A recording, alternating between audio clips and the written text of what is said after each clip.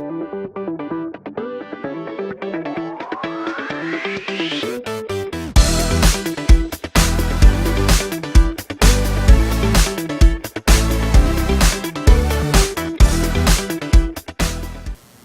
hello everyone. I'm Anton from Singapore, and today I'm giving the talk about the taxonomy construction using the syntactic contextual evidence. And this is the outline for the talk. First, I will introduce about the taxonomy, the related work. Then I talk about the methodology, the experiments, and conclusion and future work. For the taxonomy, we all know that they're useful for many areas, such as the question answering, document clustering. There are some available hand graph taxonomies like the WordNet, OpenSix, FreeBase. However, the hand graph creation is time consuming, and they are more general and less specific in the meaning that they usually created for the general purpose. But if in some specific domains, so they lack a lot of terminologies. So there's still the demands for the constructing taxonomy for the new domains. So this is how it goes. There are two main approaches for identifying taxonomic relations. The first approach using the statistical methods. So this approach makes the assumption that if two terms frequently co-occur in the same sentence or in the same document, so they may have the hybrid relationship. However, this approach usually less accurate and heavily depend on the feature types on the data set. And the second approach for identifying the taxonomic relations using the linguistic. So they usually based on the patterns and look up the pattern in the sentence to find the taxonomic relation. And the pattern can be handwritten or can be found via the automatic bootstrapping methods. However, the shortcoming of this approach, they lack of the contextual analysis across the sentences. It means that if two terms in the different sentences, they cannot infer the taxonomic relationship. So this approach shows the low coverage. So in our work, we propose a syntactic contextual subsumption methods. We utilize the contextual information of the terms in the syntactic structure by using the evidence from the web, and we can infer the taxonomic relation between the terms in different sentences. And we also introduce a wrap-based algorithm for taxonomic induction by utilizing the evidence score of the edge, and we based on the wrap topological properties. This is the workflow for our work. There are three steps. The first step, we we extract the term and then filtering it. After we get the candidate terms, we use the method to find the taxonomic relation between them. And after we got the list of the taxonomic relation, we organize it into the taxonomy. For the term extraction and filtering, for term extraction, we extract all the null phrase using the Stanford parser.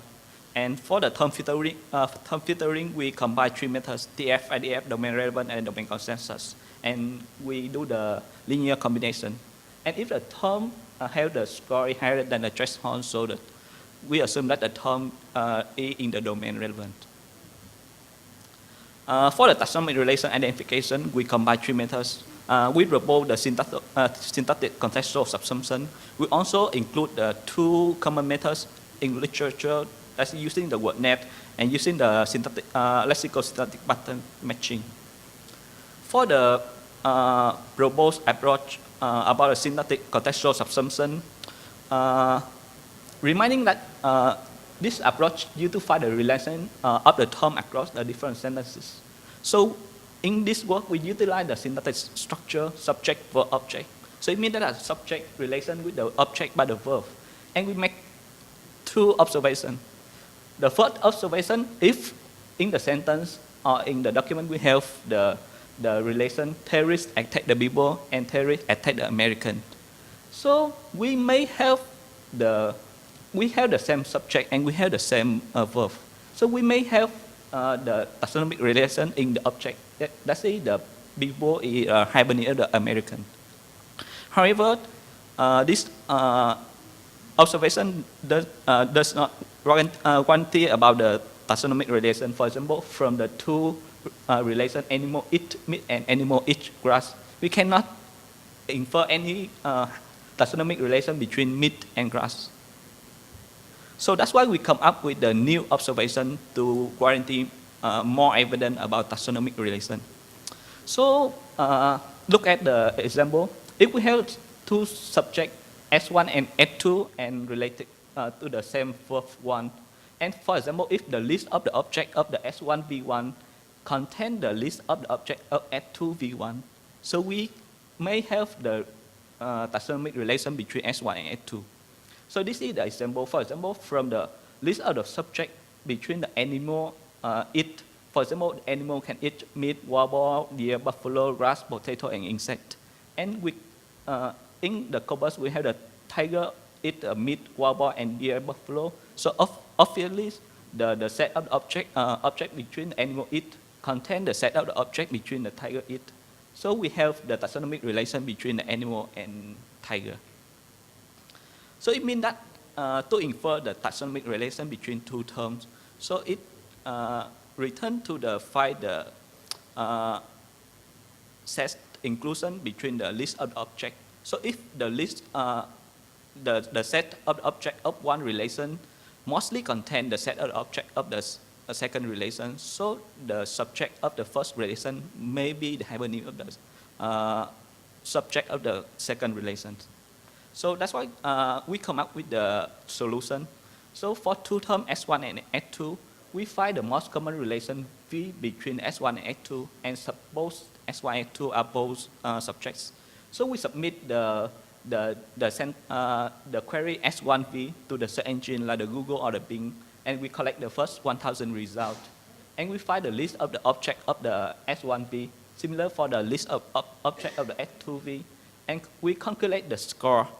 So the intuition of the score, like the first part of the score, like the Jacob measurement. So this means that the set of the object between S1 and V mostly contain the set of object between S2 and V, but not vice versa. And we multiply with the number of the object to prevent the bias of the small set inclusion. We also combine with the word net and the string inclusion. So if two terms T1 and T2, and we check every word in the term T1, if each word in the term T1 have the corresponding word in the term T2, that is hypernym word or the equal meaning in word net. So we can include that T1 in hypernym T2. So for example, the suicide attack and the self-destruction bombing, according to the word net, we have the attack in the hypernym of the pumping, and suicide is the equal meaning of the self-destruction, so we can infer that suicide attack is the hypernym of self-destruction bombing. So we do the score like this. We also use the lexical syntactic patterns. So we follow the approach in literature. So we use the following pattern to query on the Google, and we do the score. The score intuition of the score means that the T1, the web hit of the T1 is hypernym of T2 is much higher than the web hit of T2 is the hypernym of T1. Then the final score for T1, T2 is just the linear combination of the three methods. And if the score is higher than the threshold, so we can infer that the T1 is hypernym of T2. So after we find the taxonomic relations, we need to organize it into the taxonomy. So we propose an algorithm include 3 steps. The first step, we initial the hypernym graph with the root node. So we organize all the relation into the one graph with the common root node. And then we weighting the edge by using the score from the previous methods. And the last step, we apply the element algorithm to find the maximum optimum branching of the weighted directed graph. So this is one example of the graph algorithm. So in the left, we have the initial graph with some a redundant edge in the green color. They are redundant because they can be inferred from a different path. And we also have the red relation. This is the cycle. So this obviously the errors, because in the taxonomic relation we cannot have the cycle. So it means that we need to remove one part that create the error like this, and the algorithm can return out return the correct graph in the right hand side like this. So for the experiments, we do 2 experiments. For the first experiment, we construct some new taxonomies in the terrorism domain and the artificial intelligence domain. For the terrorism domain, we collect the report from the US State Department.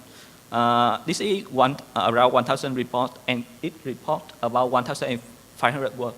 For the AI domain, we extract the paper from IGK, Rosetting, and the ACL archive.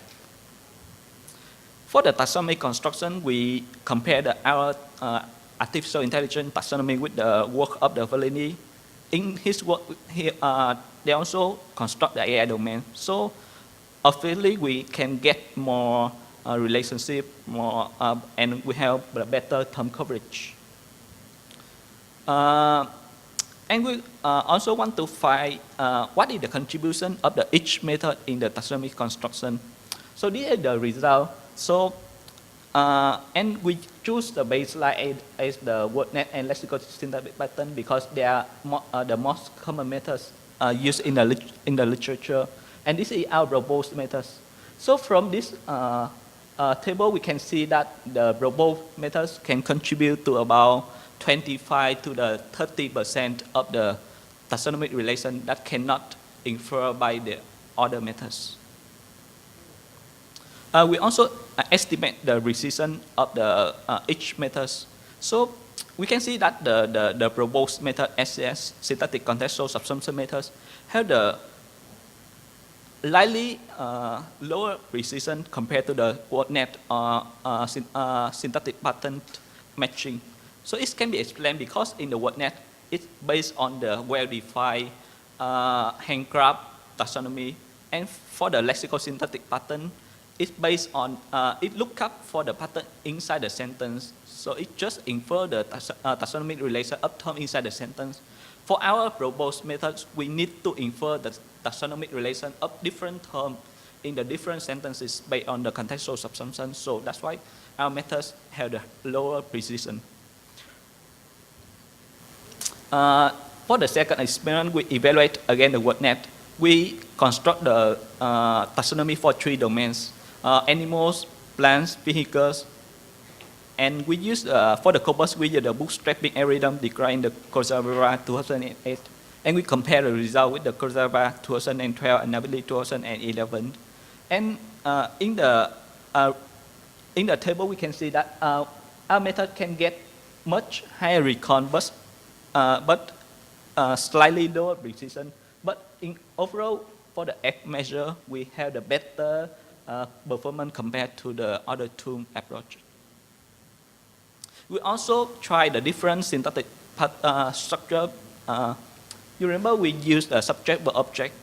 We also use the different syntactic structure like the noun, preposition noun, or noun, adjective noun. And we found that the subject-verb-object give the much higher performance comparing to the others syntactic structure. So that's why we use in our experiments. So this is the conclusion. We propose a novel methods for the identifying taxonomic relation using the contextual subsumption. And we represent rough by algorithm to induce the optimal taxonomy from the given taxonomic set. And generally, we achieve the better performance than the state-of-the-art methods. And this is some future work. Probabilities model, the timestamp of the information, or we can apply to other domains like the biomedical, or we can apply to the framework like ontology learning or topic identification. Thank you.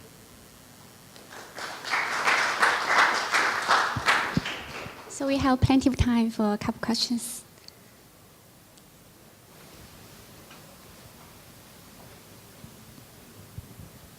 In your next to the last slide, you compared using SVO and NPN and adjectives and nouns. Did you try combining all three sources of information? In the current work, we did not combine three. So maybe in the future work, we need to combine it and to find the best combination between three syntactic structure. Yeah, thank you.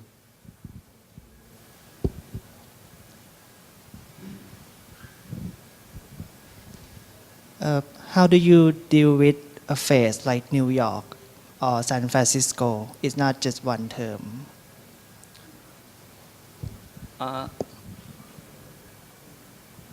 Sorry, you mean the pair between the New York and San Francisco? Well, actually, something like I travel to San Francisco. Yeah. And then you have subject as I, verb yeah. travel, and then object San Francisco, maybe. But then San Francisco is two words, right? San and Francisco. Oh, we can deal with this because we extract on the noun phrase, and using the Stafford buzzer, we can know that the San Francisco is the noun phrases of the sentence, not only San or Francisco, but the both of the word is the one term. Any other questions? Yeah, so I was wondering whether you considered to combine the different matches using nonlinear combination, just like what the first paper mentioned. Actually, we use the linear combination. So maybe. Yeah, I mean, whether you consider other nonlinear combination, because there might be some interdependency among all these different patterns. Yeah, this is a nice suggestion. Maybe in future work we will try this and see whether we can improve the performance of the method. Yeah. Okay. Thanks. Yeah. Thank you. And also for the domain, I think maybe it would be interesting to try this on biology domain, because there are a lot of like 300 ontologies on bioportal, and if it might be richer than AI domain, for example. Actually, this also the domain we really want to try in the future. Okay. Yeah. Yeah. And Okay, there are a lot thanks. of papers available in PubMed and like, Yeah. I see. Okay. Any other comments? Okay. Let's thank the speaker Okay, again. thanks. Thank you.